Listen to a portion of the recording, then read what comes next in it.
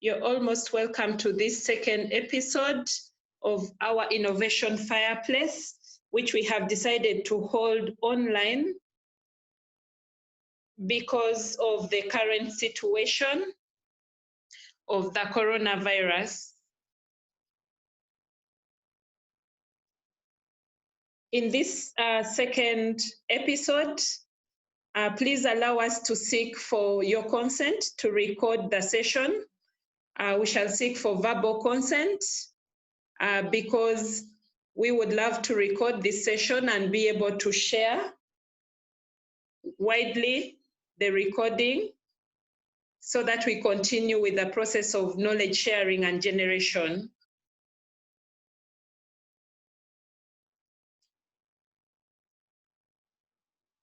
I believe that none of us is against recording the session, and therefore we will move on with our session. Once again, you're all most welcome.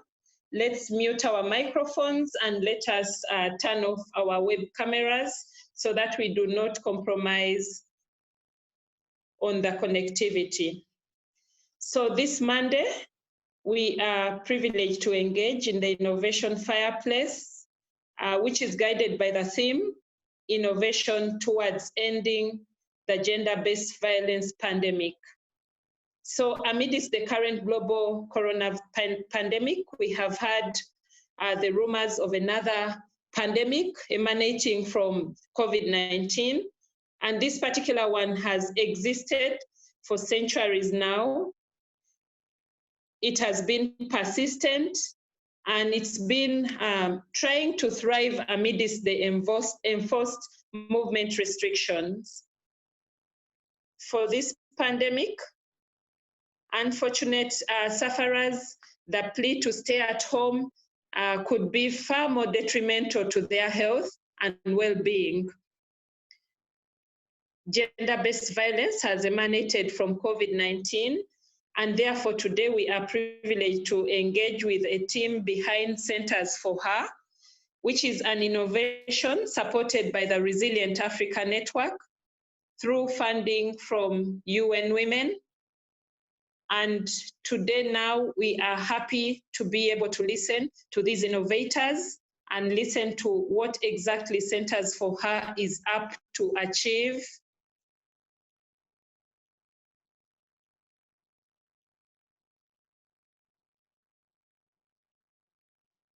We are privileged to listen to Centers for Her innovators. That is none other than Teridon Wamboga, and then his colleague Arafat Kabugo. They are going to take us through how best this innovation is out there to help us address challenges related to gender-based violence, given that gender-based violence has become another big challenge our side. So as we move on, we encourage you to post your questions and comments in the comments section. And my colleagues, including Engineer Kaiwa, who is in charge of innovations, and Natasha, who is our community liaison manager, will note them down and post them at the end of the pitch that we are going to receive from Teridon and Arafat. So Teridon and Arafat, you are most welcome to the fireplace. You can see that the fire is already lit on your screens, and we are ready to take on this. Congratulations upon the far you have come with Centers for Her innovation. So for us to kickstart our discussion, let us start by requesting the Centers for Her innovators, Teridon and your colleague Arafat, to tell us briefly about Centers for Her and how the idea to develop it came into being. Please feel free, Teridon and Arafat, if you need to do a demo, a short demo, please share your screen and then we'll be able to follow through. Thank you so much. Over to you, Teridon. Good evening, everyone. My name is Wamboga Teridon, and I'm the team leader for Centers for Her. So I'm so privileged in this fireplace by ResilientAfrica Network, the second digital Fireplace. So I'm here to tell you about Centers for Her. So Centers for Her is a digital mobile application that links girls in violence to the available support services. Such services include police, legal aid, counseling centers, shelters, toll-free helplines, and health services, HIV and reproductive. So Centers for Her got an inspiration because I worked as a volunteer peer educator at Naguru Teenage Center. So I did more of community work. So during the community work, we used to do verbal referrals and refer to the people in the community, the young people we used to serve. So later on, after school, I became a youth counselor at Naguru Youth Health Network, where I became a youth counselor. So I came upon a girl, a lady who was 20 years, who had experienced violence, was raped. So she came after the results, she turned up HIV positive and pregnant. So asking her, like, after the violence, she remained home because she couldn't come to the community because everyone, the neighborhood knew that they robbed her at night. So she thought people knew they had raped her. So with that, she told me she didn't know that these services were there to prevent HIV and the unwanted pregnancy. So luckily enough, like after 3 months,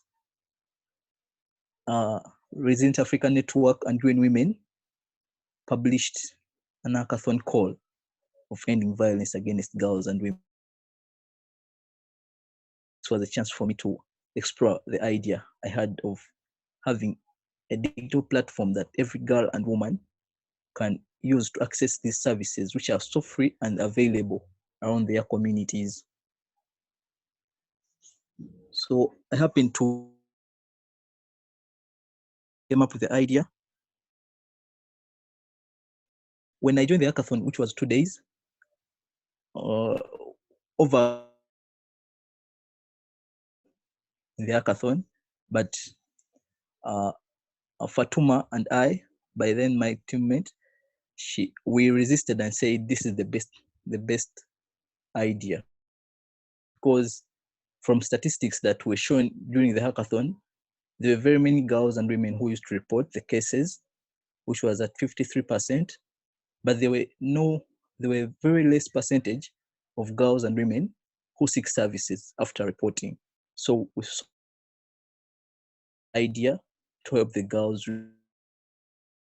Most girls report to the police, then come back to the community. Then after some time, they still face the effects of the violence. So that was the inspiration. We got our inspiration. Madam Harriet, is that all? Okay, good. Thank you, Terry, for giving us that. You have not told us about how this, about Centers for Her itself. How does it work, and how would it help somebody who has faced violence in the community? Allow me show you how the app works as of now. Hope you can see my screen. Yes, we can. Yeah, so this is the application. I'll show you.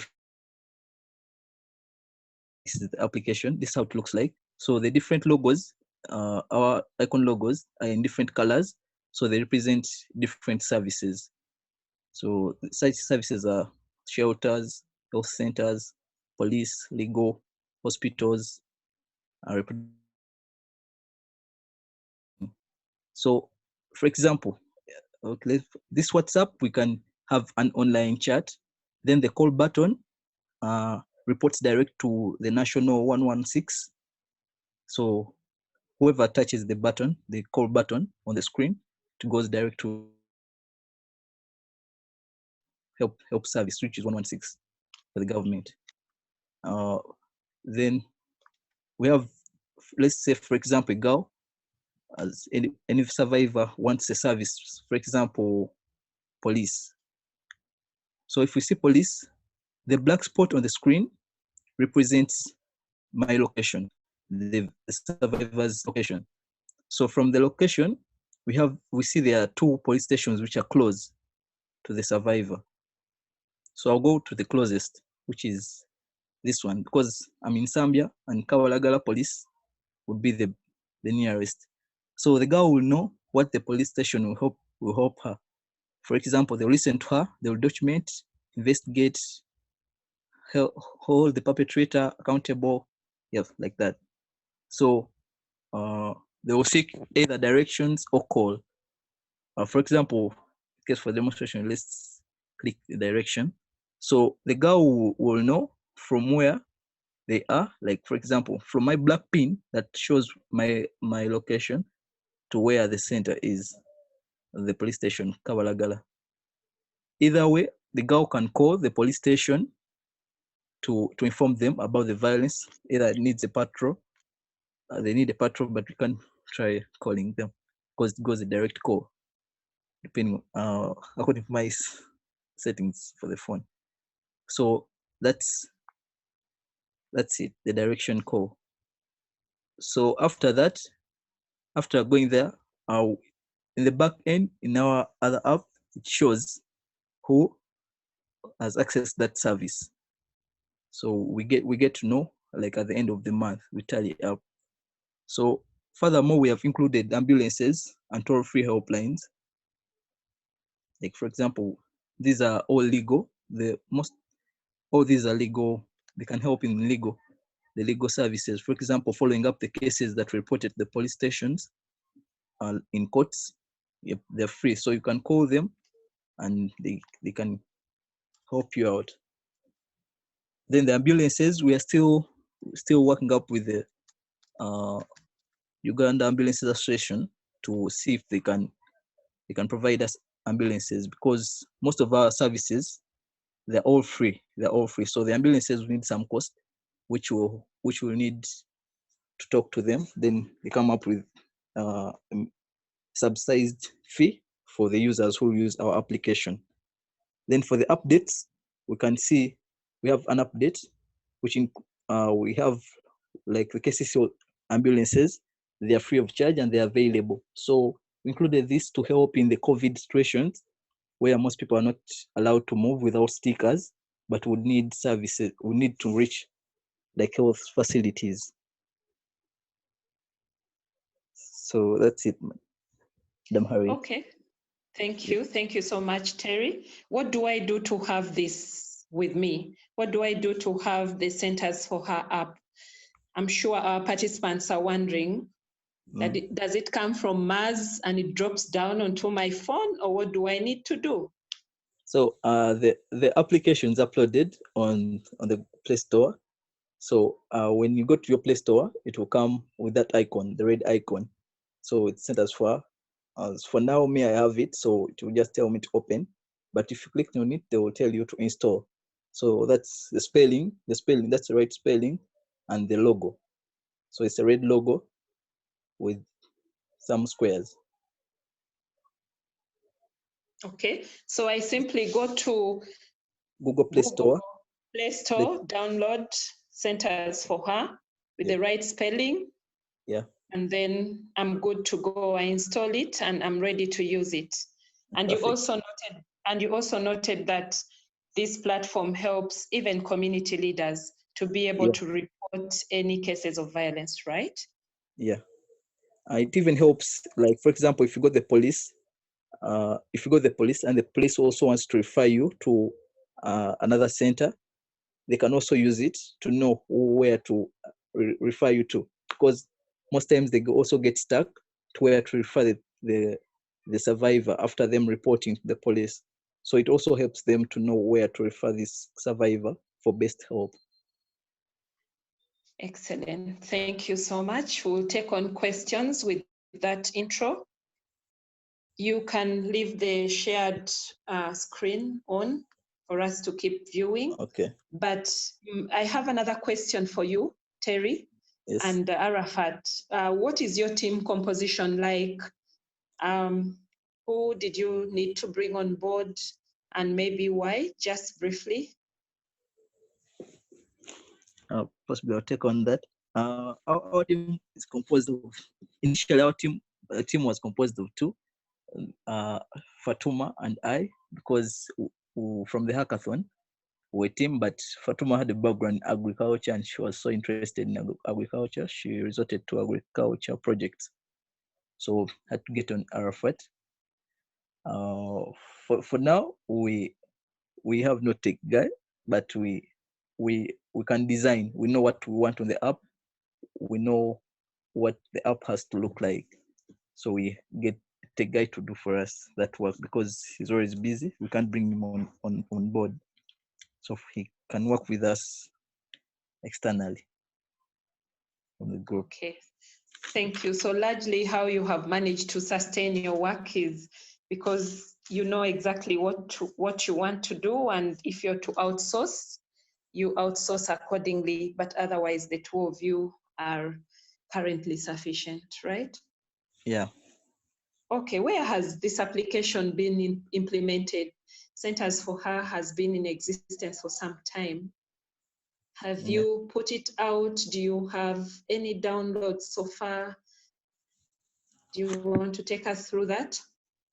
Yeah, from our second prototype, we tested this with the ResilientAfrica Network in Gulu in two communities, one representing the urban, another representing the rural area, with over 50 girls. And we got their feedback. Then for now, as I showed you, it's on Play Store. It's accessible by anyone. So we're glad within a few months we have uploaded it. We have 150 plus downloads. Okay. Okay, thank you. Tested it in Gulu, 150 plus downloads. Yeah, and I think growing. You're still growing the number. Yeah, we're still growing the numbers, and currently we are our main focus is in Kampala for now, but the future time we want to move like countrywide. Okay. Any specific reasons, or it's just that you decide to start in Kampala where you are? Yeah, what we wanted, because Kampala showed us from statistics, the young girls, the number of girls and women who had smartphones which can run our application, they had numbers, so it was more than 60%. So when wanted first utilize the 60% of people who have smartphones, because now scaling up, we want to start using the USSD and having an iOS for other people who use Apple phones. So that help us to scale up to other districts. Okay. Thank you, Terry. Terry, my other question real quick is that now that you speak that you have some statistics with you because the application is up and running, are you able to identify which referral centers have been the most sought by these survivors as per your case tracking? And why do you think that these centers are most sought? I think Arafat can answer best that question. Arafat, over to you. Please remember to unmute so we can hear you. Okay, thank you, Harriet, and everyone who has tuned in. My name is Arafat, a team member for Centers for Her. My network is not quite. I contribute enough. So in the tracking, we have a report in the admin app, where we are able to track and know which centers have been accessed. I don't have a graph right now to show you the centers that have been accessed, but Harriet, if you can allow me, I can take the members through our reporting system so that I let them know how we can identify which centers are most accessed. That will be very helpful. Thank you.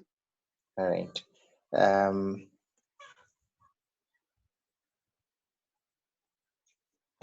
So we have an admin app. It's only accessed by the two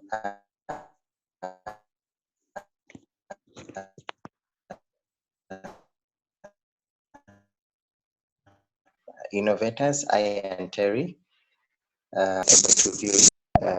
So when I'm able to go to the report log.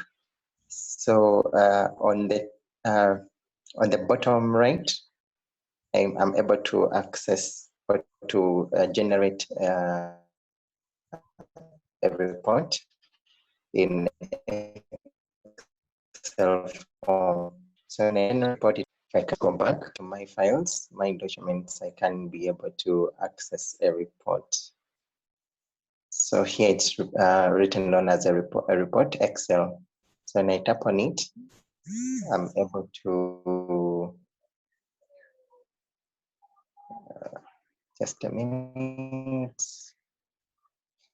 Yeah, so I'm able here to see the name of the center, the service that was provided, the date to which that person accessed the service, and what category was it. So for example, the first one there was Chisugu Health Center. The service access was PEP for survivors of PrEP. That was 13th of September 2019. So this person called, that is in the category. And so far, that is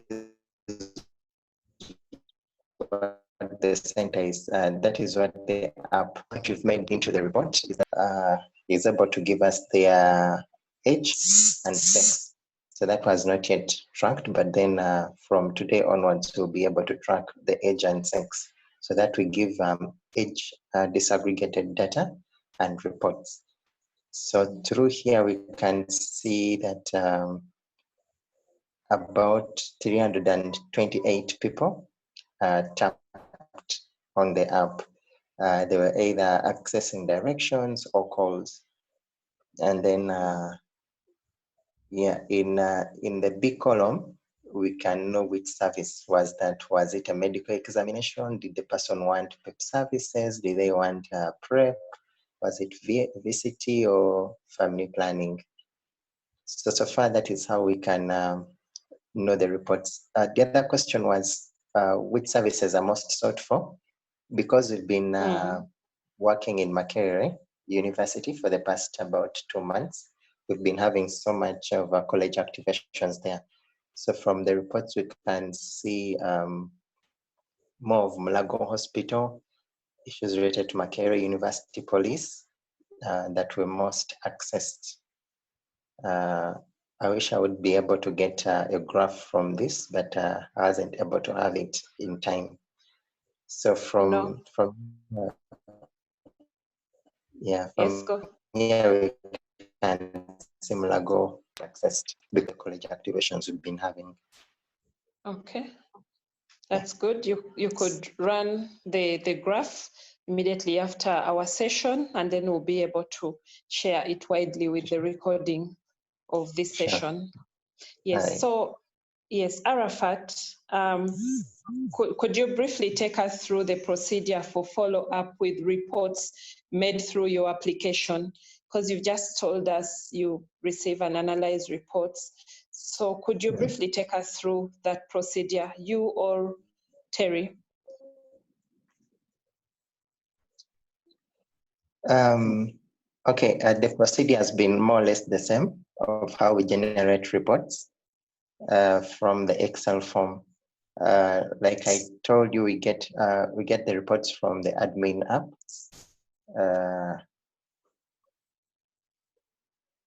That I'm trying to look for. Yes, the admin app is able to tell us which services were accessed and where, but it's limited on letting us know if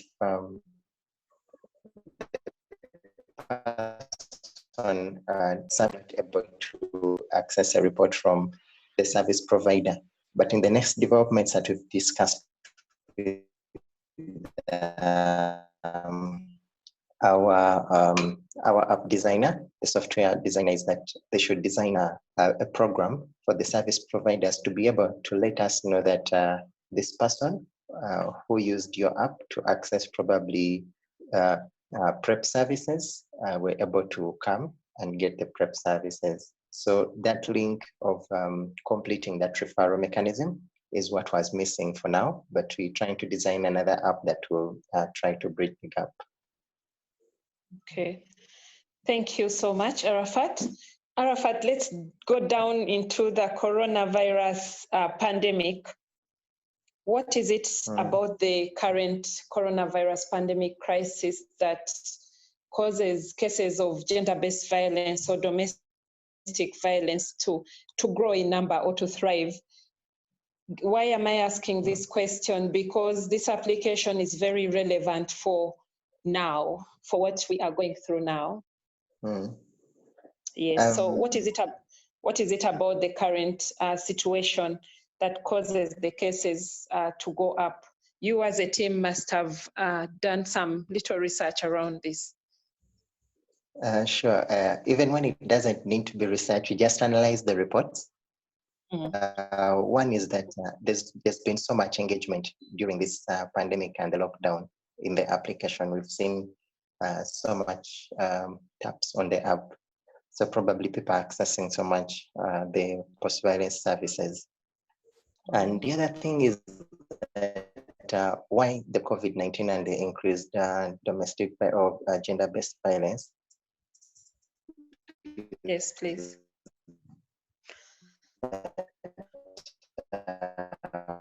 One, people there, most of them are kind of unemployment where, for example, the woman at home is asking for salt and the man doesn't have money. Like, okay, try and look for salt somewhere else. So it becomes frustrating because of stress, depression, and then people start taking on each other, probably, and then that would increase the violence issues. And the other time, I also interacted with one of the children in my area. He had picked a pint of milk, and I asked him where he had picked it. He told me he was moving along the road, and then he picked the pint and he was taking it. So sometimes this coronavirus has increased the hunger levels among communities. So this kid was told by the dad not to go anywhere. So when he was found with that milk, he was seriously beaten up and asked where he had gotten it. But he was hungry. He had nothing to do. The last one was of a university girl from Makerere University who accessed our services. And one, she felt being at school was the only way to be away from home, because at home, there was a lot of issues with the family. She was not feeling comfortable. She felt unwanted by the family. So when the lockdown came and then school was suspended, she grew more depressed at home. So she reached out to us. She told us she's feeling, she doesn't want to stay home. She wants to go away to a far place, or probably the best option would be to die.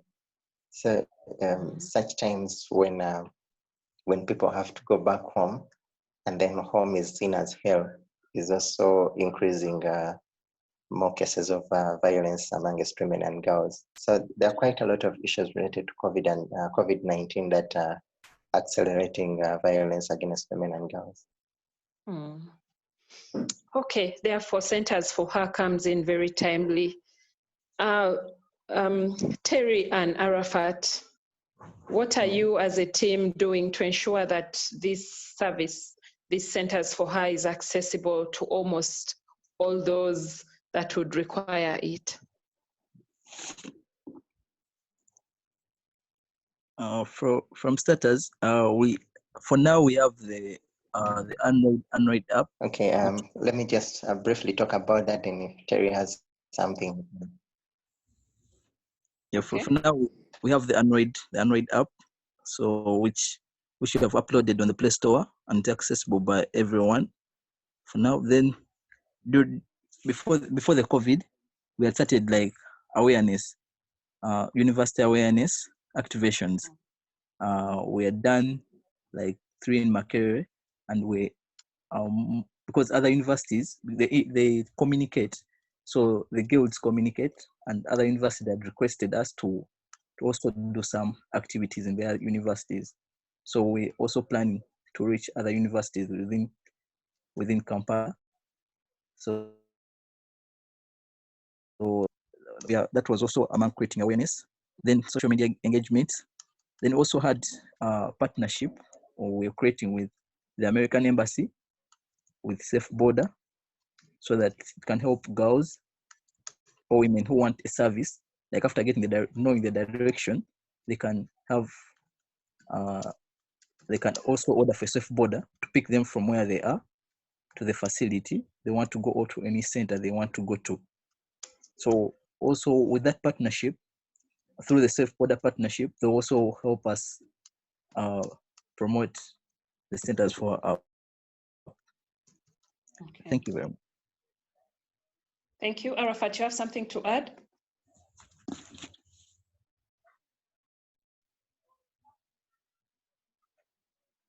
Arafat, are you there, still with us? Okay. Just here, my network had so. Did you have something to add to Terry's submission on ensuring that? Pardon? I think we can move on. Okay. It was explicit enough. Okay, thank you. Thank you, gentlemen. Are there any improvements? You spoke about several other parts and bits of the app that you are still working on. So I'm sure that there are several improvements and features that you are planning to add to the Centers for Her in the near future. Could you kindly bullet them for us? Those key improvements to the app that you are working on? I think Terry? yeah, we're planning of acquiring a USSD code for all these other phones, the small phones, so the girls can also access our services through the small phones, because from we have been in the field like for 3 months, and some girls say we can't afford the smartphones, but would also want to access these services. Then the older women also, they say, you think the violence is only for young girls who have phones, so we have small phones. So we're trying to create the USSD. Then there was a limitation of the iOS version, so we're also planning to have that feature. Then, as I communicated earlier, we're also planning to put a feature for the Safe Border to ease movement from the survivors' location to the center, any center of their choice. Okay. Yep. Okay, thank you so much, Terry. Dear participants, please could you post your questions to our chat room so that we can get to engage the innovators about Centers for Her, a digital application for survivors to access services after gender-based violence or domestic violence. We are ready to take on your questions.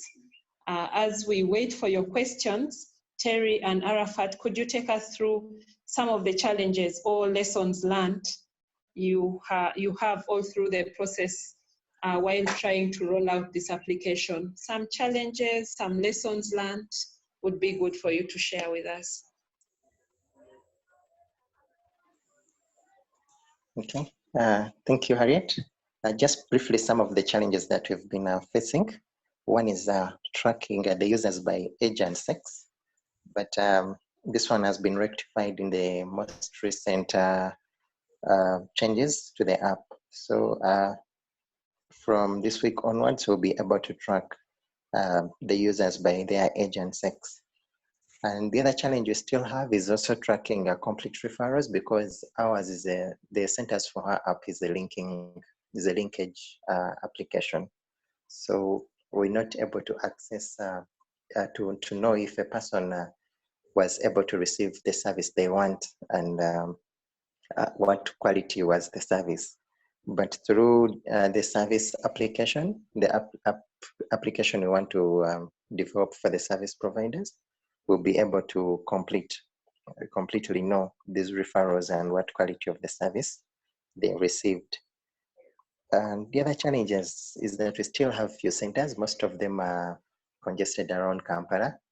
We're hoping that with time, we're going to add centers outside Kampala to cover the country at large. Then lastly is about the downloads. 150 downloads is not representative enough. We want to have more than 1 million downloads or very many downloads of the kind. So we've put out programs to ensure that these downloads will come in, including the development of the USSD. We hope to have a campaign very soon to increase awareness about the application and then increase our visibility on different social media platforms. If Terry has something, he can add on. Your submission was enough. Perfect. Okay. Good. Natasha, any questions that we have for the team, please, from our chat room? Thank you. Yes, thank you, Harriet, and thank you, Terry and Arafat, for your submissions. We have one question from DePaul Numa, which asks, when reporting a case, does the application capture geolocation of where the incident occurred to guide the authorities in tracking the case? That was one question. Would you like me to read out the questions all at once, or would you like to answer them one by one? We can answer one by one. Okay, sure, go ahead. Yeah, so for the geolocation, right now we have been using geolocation to only look to help the survivor know where they are and enable how to fetch the directions from where they are to the center. So, but we can, that is very, very easy to tap to collect that data where the survivor is to where they want to go. We can also have that in the more updates where we're improving. Okay, good. Okay, great. I have another question, and this one comes from myself.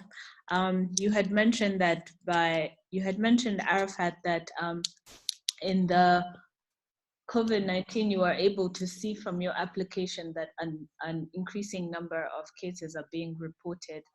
And my question would be, do you, like, what locations are those cases coming from at the moment? Is there a way that you told us before you are able to track through your reporting where the cases are coming from, or the majority of the cases are coming from? So are you able to give us some sort of indication from where these cases are mostly being reported? Yeah, thank you, Natasha, for the question. But I think your question is related to one for Mr. DePaul, because for right, we're not focused on picking the geolocation for the survivors. So that we're going to also include it in our report format. As we have included sex and age, we're also going to include where the incidents happen, so we can clearly pick the locations where they are. Okay. Thank you. Great, thank you. And we have a question on the security of the data. How are you ensuring that your users, your users are protected, and there's no personal identifiable data that can maybe link back to them and then put them in further problems, either with their perpetrator or the family members of those perpetrators? Yeah, thank you. As of now, we have been only collecting, previously we've been only collecting their email to help them sign into, because the app runs on runs on Android, so they need an email.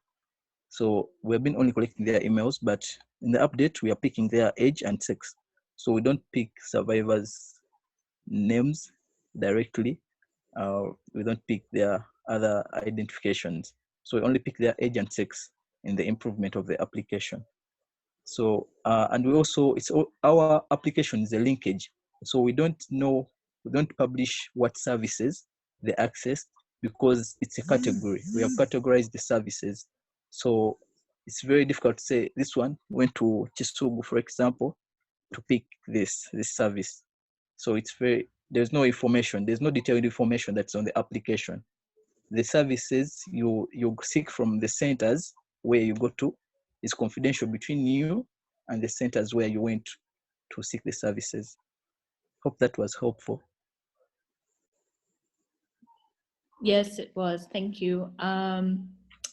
We have another question on whether you are considering putting in place a feature for recording the incidents of violence within the app so that it can assist the user or the person reporting the crime to further build evidence towards, say, a police case or prosecution of that individual, the perpetrator.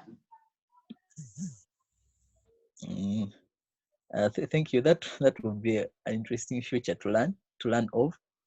But since ours was more of, our initial idea was access to post-violence services, which are nearby the survivor.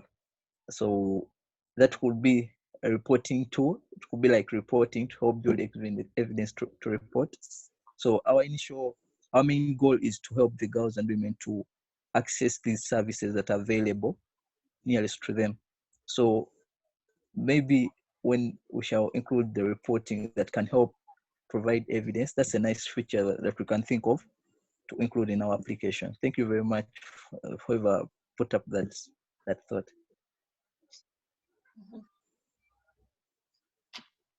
Those are the questions we have so far. There's a comment here that this would be helpful to organizations who want to come in with interventions, especially where the prevalence is high. Sorry. I think this is to do with the confidentiality. Yeah, and the geolocation. Yeah. And the geolocation feature. Yes. We are going to work on the geolocation. Yes. And probably we shall look into that new idea that we've got of helping have a record button, but also need like space, to consume space. Yeah. But we shall think about it. Okay. And I guess my final question would be, what are you doing to get the word out there for this application? Because as Adong had mentioned, this is a very pertinent application given the current COVID-19 pandemic. And so I can imagine many people could benefit from having it on their phone in case of anything. So what are you currently doing to spread the word about it so that you can get even more downloads? Yeah, thank you very much. The team is very in touch with Dame Harriet on how best we can reach out to more people to create awareness about our applications. So we had a program with RAN of how best we can reach more people during the COVID to get to know how this app will help them access these services and letting them that there are services available for you. Don't die silently in your houses. You can access the services. And this is the application that will help you know which service you can access. So we are in touch with RAN. So we are in touch with RAN to have a clear way of letting out the public to know about the application more. Thank you. Yeah, thank you so much, Natasha and Terry. I think we shall have to engage so much on social media, but also engage the broadcast and the print media the radios of this world, Radio 1, you know, Sanyu FM, and get onto talk shows to share about the app, but also on television for us to try and demonstrate how this app does. But we could also document some success stories, because Terry, I'm sure we are able to get some of the users. I can see somebody here was asking how many users, how many people have used the application so far. And I think we can document some testimonies and share this, of course, putting in mind confidentiality, because we don't want to share out people's details and whatever they have been, what service they've been seeking. But we have a long list of things we could do together to make sure that we can get this app widely shared, as you also work on adding the different other features. Do we have any other question? I think the other observation also from myself is that it would be very good for us to indicate somewhere on the app issues related to confidentiality, because it has been raised a number of times by our participants, so that I'm sure that when I'm downloading, maybe before it's installed on my phone, some flagging message comes to reassure me that my information, which will be shared on this app, will be treated very confidentially and will not be used against me. I think that is very important when we are dealing with human beings. Somebody, I think Marvin, is also asking that, is there a slot for the users' comments to assess the quality of the services and the challenges faced at the service center on this app? Yeah. Terry? Yes. Yeah, there is a feature. For example, there's feedback. We have a feature for feedback. Hope you can see my screen. Yes. Yeah, so we can now. Yeah, from this screen you can see, you can give feedback, and you can submit the feedback about any service you accessed through our application, their quality. So you can inform us. We shall definitely, since we have the emails, we can get back to you. Then you get more information. Okay. But in addition to giving that feedback to you as the administrators, I think it would be directly beneficial to the operators of those different facilities, as well as to, like, maybe say the government of Uganda, to follow up on how these services are working. That's my opinion.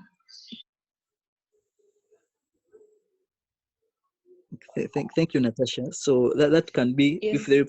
if they raise the complaints to us, it's easier for us to reach out the center and tell them about the feedback we got, because we are, all the centers we have located, we have a partnership or a link, or they know that their center is uploaded on our application.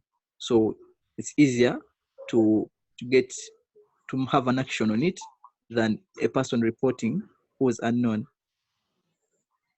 Great. Thank you. Thank you. Do we have anybody on the call who would like to ask? Put up the hand and we give you a chance to say something, to ask, or even comment or encourage our innovators. Joseph Mukawa, is your hand up? Yes, it is up. Please. Are you hearing go me? ahead. Yes, please, go ahead. Yeah, I would like to thank those young men. Really, their app is nice, and it is.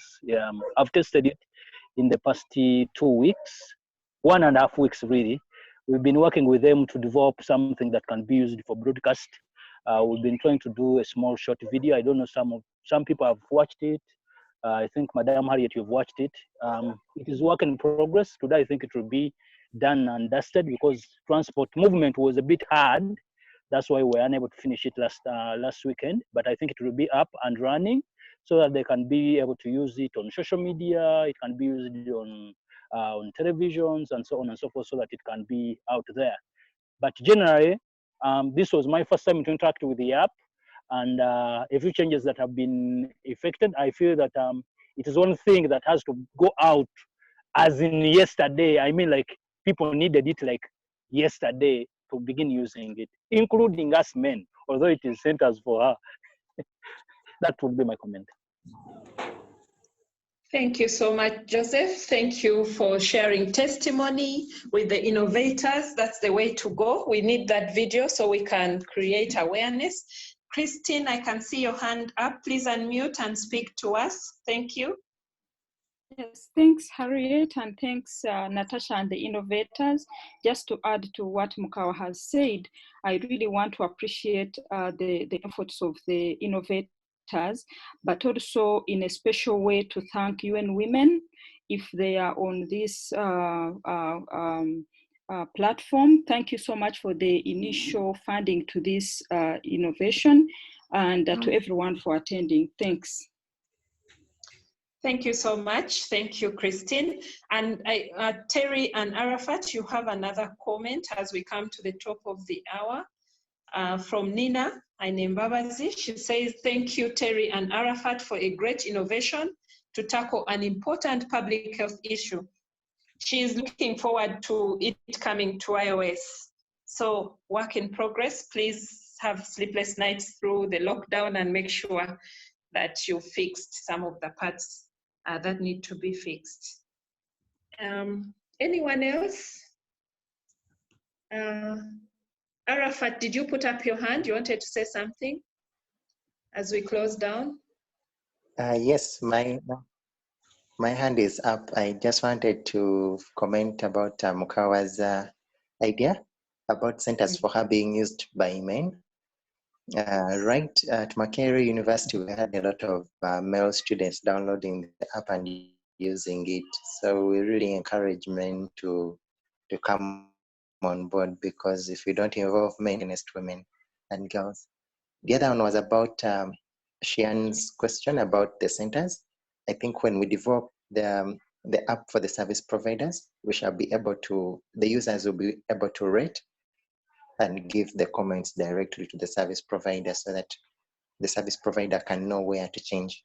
And then we can also collect that information over time for our advocacy activities to improve services and to end gender-based violence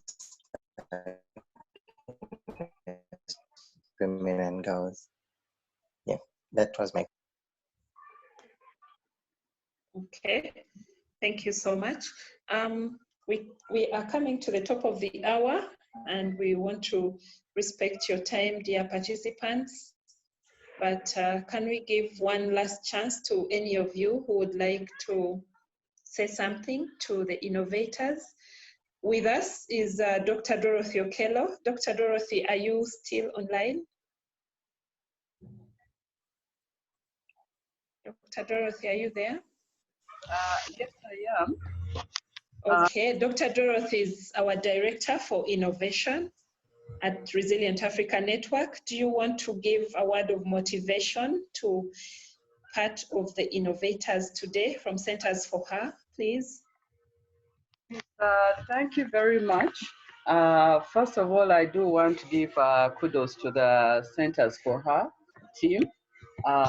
Having been a part of the team when they first pitched, I don't know if they remember, I think Centers for Her is another good example of a team that goes to a pitch or a hackathon and takes to heart the feedback that is provided and uses that to go to great places. So that is really good. I'm also very happy that they have pivoted and taken, advantage of the opportunity where their application needs from. First of all, at campus, universities, this is somewhere where people may not be willing to speak. So having a rollout there, very strategic. Also around COVID and the information that the factual information they can provide in terms of the rise of domestic violence. So I think that to the team, kudos, and keep it up, keep consulting, keep engaging with your mentors as you grow. To the budding innovators on the forum, I've seen a few names I recognize. Keep listening in and participating in fora such as the Fireplace, because that's how you get to sharpen, first of all, your own ideas, and but also understand what it takes to move from idea to action. I recall a few years back, we were with some of our partners at Stanford University, and they told us that for them, people no longer fear sharing ideas, all right, which I think is a challenge we still have here. But for there, they said, no, people don't fear sharing ideas. Why? Because it's not an easy thing, and I'm sure Terry and Arafat can testify to this. It's not easy to move from idea to implementation to being a downloadable app and everything. So I want again, just in closing, for my own comments, to give kudos to the team, and also thanks to Natasha, Harriet, Ronald, and all the run team behind the scenes in terms of ensuring that the Fireplace continues, even in the times of COVID, just as Centers for Her is doing. Thank you so much, Dr. Kello.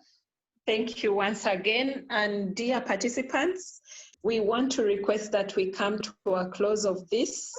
And once again, we thank all of you for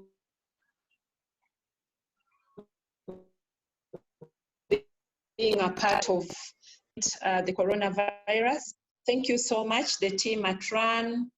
Thank you so much, dear innovators. We wish you just the very best. At whatever stage you are at, you're able to make it, and we are here to pat your back and move the steps forward with you. So please continue innovating. Let's continue to see that we develop these solutions to address the different challenges that are in our communities. Let's not wait for anybody else to do so. So thank you so much once again. Please like our Facebook page, the Resilient Africa Network, and then also follow us on Twitter at Africa Resilient. We are also on LinkedIn, and our website is www.runlab.org. Please visit our website regularly and our social media platforms, and you'll be amazed at what opportunities are shared there. The opportunities run across the globe, and you don't want to miss on any of them. Yes. Please keep your eyes on us, and we'll continue with the innovation Fireplace. Whether it's lockdown or we are in office, we are determined to show our resilience so that we can improve the communities in which we live and serve. Natasha, I think you had something to say. Yes, sorry, just to note that next week we will be hosting Bionics, which is a leading company in a leading fintech company. So you won't want to miss that session in case you are in the space of cashless transactions and financial technology. So yes, we'll share the details soon.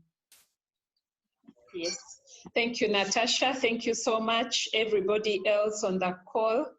Please keep safe, keep washing your hands, keep the hygiene, stay at home, because we would like to physically engage with you after COVID-19.